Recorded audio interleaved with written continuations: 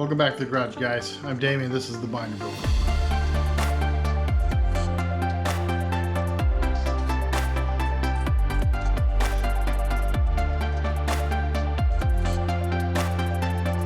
In my haste to post some stuff about the cage work and stuff, I realized that I jumped ahead of my video series, kind of the progress of the bug. So this video is about prepping the insides for paint. I haven't covered anything since Bella and I ripped everything out of the bug, and this video is going to pick up where that left. Before we get started, I wanted to show you some of the things that I use to do this job. I'm not a paint guy. I don't have a whole lot of paint equipment. So let me just show you what I'm going to use. So first of all, I went to Harbor Freight and picked up some anti-fatigue floor mats. And the reason I did that was to cut them up. And what I was doing there is I made myself a bunch of different sanding pads. Because of the contours of the bug, I can simply just take sandpaper, fold it up, and then sand with that. And that actually dispersed and kept the contours pretty level. I was really happy with that. I had a large one, or larger one, a smaller one, and then a much smaller one for the tight areas. That worked out really well. Another thing that I used was the 3M, I guess these are called moderate stripping pads. So they had this coarse one. I also had a fine and extra fine one. And those worked really well as well. So I highly recommend those. The paint I'm using is Rust-Oleum stuff.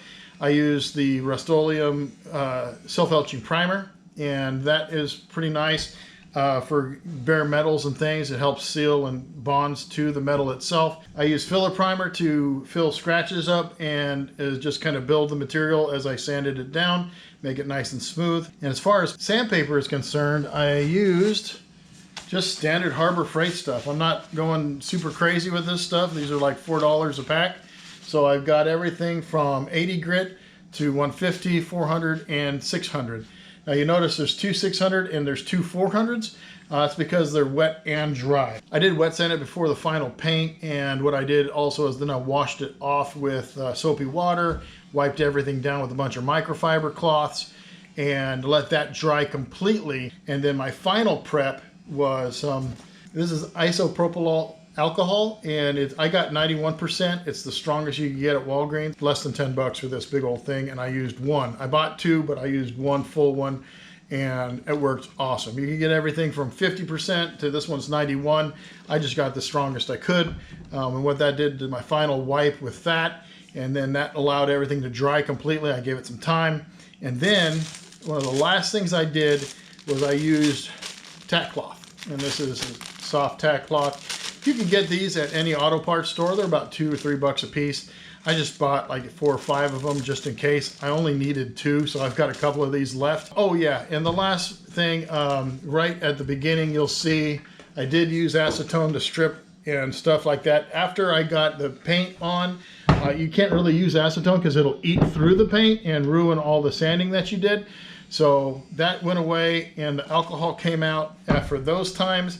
And then after I wiped everything down with alcohol, and you'll see some of the sanding and painting, I started using gloves to keep the oils from my hand off of the surface. I hope that helps you. Again, I am not a paint guy. I don't know if any of this stuff is what you're supposed to use, but I took a really short course at YouTube University and figured out this is all the steps that I was able to glean from those videos. Without any further ado, onto the video.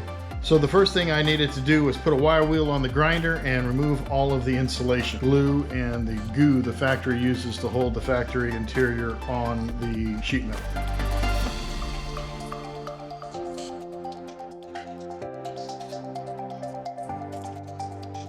Between wire wheeling, sanding, and acetone, I was able to clean most of the crap off the sheet metal.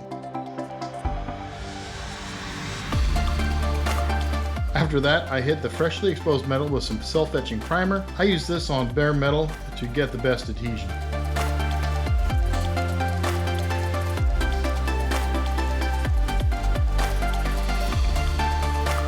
I even wire wheeled the roof.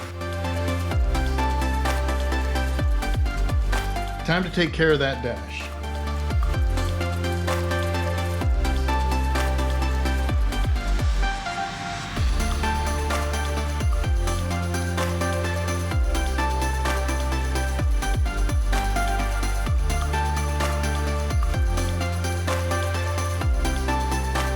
this may or may not stay, so I didn't spend a ton of time here.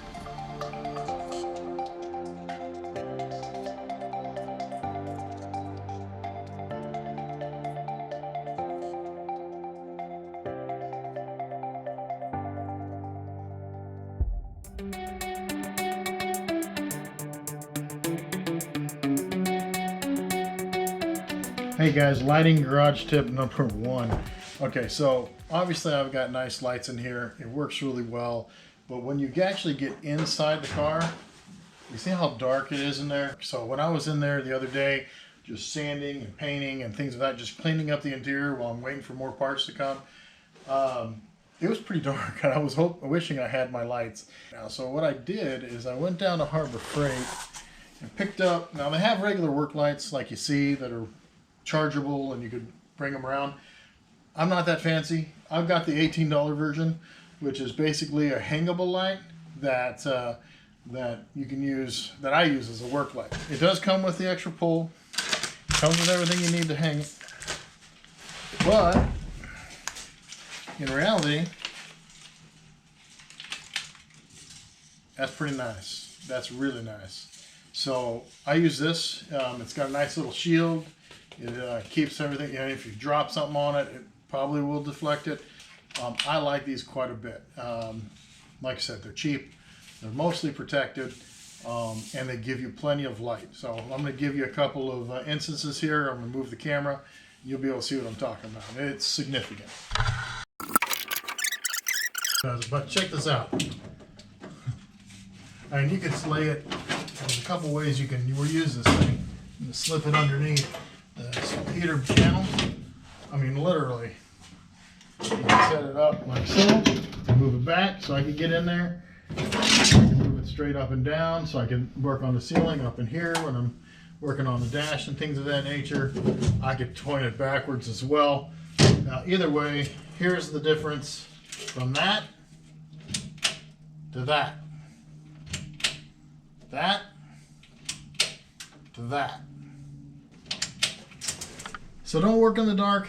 Go ahead and get yourself one of these. It's only a couple bucks, about $20 with tax and all. Get them at Harbor Freight.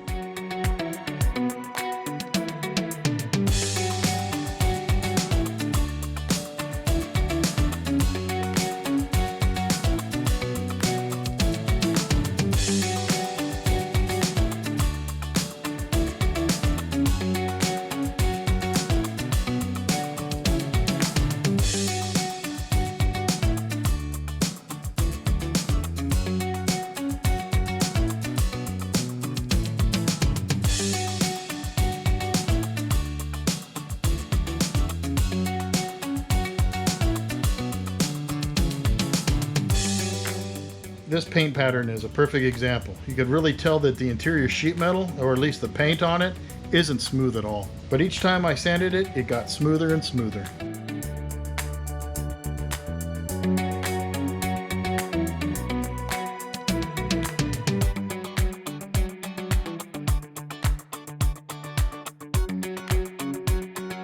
I probably shouldn't have sprayed the paint yet, but I wanted to see what it would look like.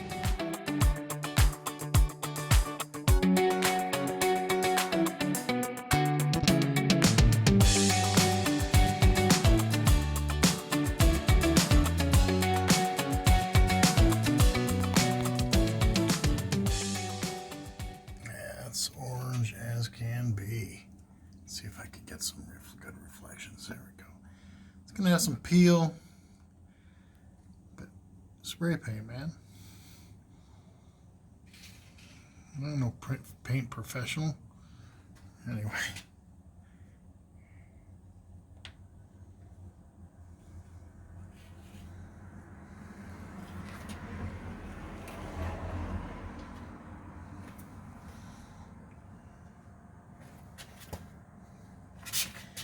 And all the scratches and crap. Holy orange, baby. You almost smell the citrus. I'll be honest, I wasn't happy with the orange peel. I did like the smooth shine I got on the B-pillar though. So I decided, what the heck, let's spend a little more time and see how good a job we can do with hand sanding and spray cans. Had to remove the dash bits.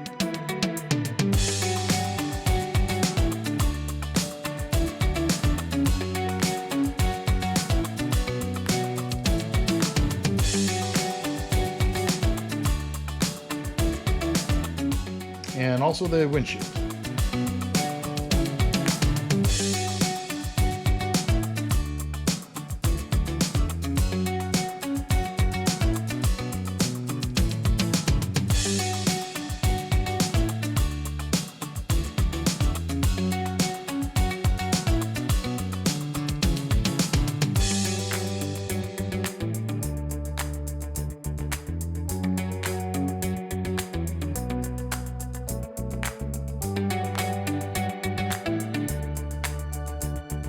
This is when sanding got intense. Yes, this is me sanding off the paint I just sprayed.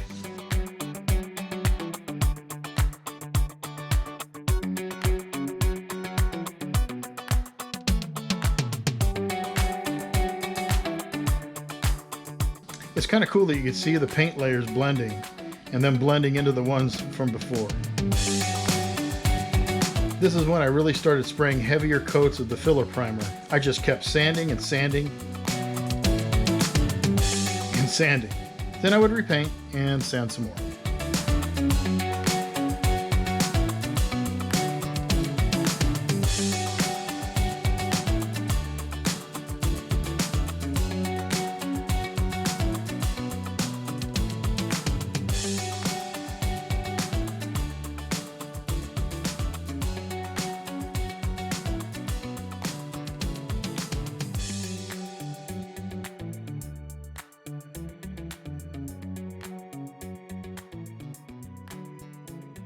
There's the problem right there. Gotta sand down that. I'll get real close here, you can see that. Everything else is fairly smooth. Fairly smooth. A little bit of, just need to, but that's why I'm putting like multiple coats on there, because I mean, day to day, not too much time, but enough to throw down a little bit more. Anyway, we'll see. We'll get it going. We got this. We got this.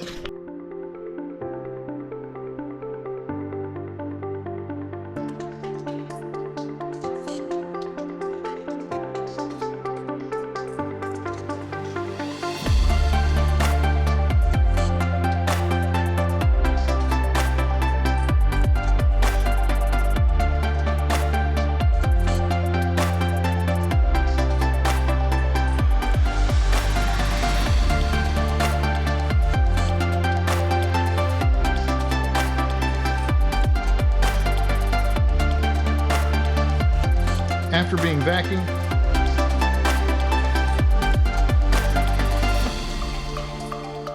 and washed with soapy water, everything got wiped down with alcohol.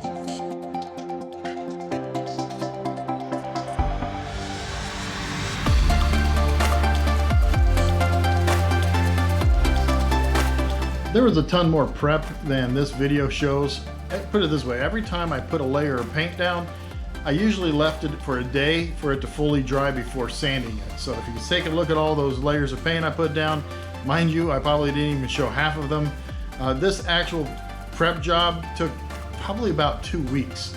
I'm going to end this video here. The actual painting of the interior will be uploaded next week. Go ahead and like and subscribe, and I'll see you on the next one. I'm Damien, and this is the Binder Builder.